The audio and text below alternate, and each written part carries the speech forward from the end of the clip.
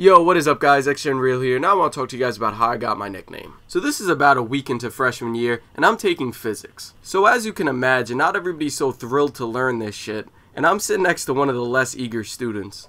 So while we're sitting there trying to learn, he starts going through my stuff, and he takes out my gym uniform. And once I notice that, I immediately try to take it back. But y'all gotta understand that this kid is the size of a full-grown man, and I'm the size of a teenage girl.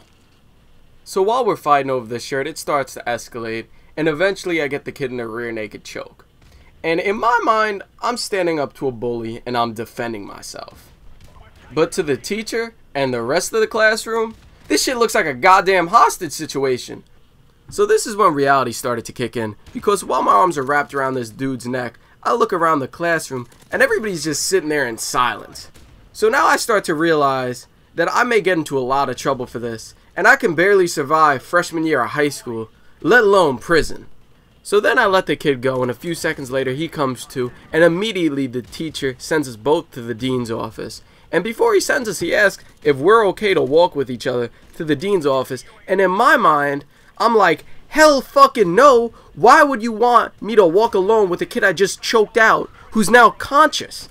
I'm petrified. So the second we step out there, I'm thinking he's gonna beat the shit out of me.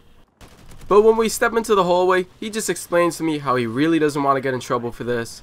So we gotta come up with a plan. So I tell him, alright, I got you, just follow my lead. So we walk on into the dean's office, and I begin to explain how this whole situation was a huge misunderstanding, and how me and him are just huge WWE fans, and I was showing him a wrestling move. And she's actually believing this shit. But then she begins to inform me how she's still gonna have to notify both of our parents because there was a physical altercation between us, and that's school policy. And although that is a huge step down from the jail time I thought I would be receiving, I was not happy with that. So I start trying to talk my way out of that too, and I'm telling her how it was just boys being boys, and the last thing she needs to do is call her parents. And she begins to agree with that too, and she says as long as we shake each other's hands and promise nothing like this will ever happen again, we can head back to class and all will be forgotten. And luckily for us, amongst all faculty, it was forgotten.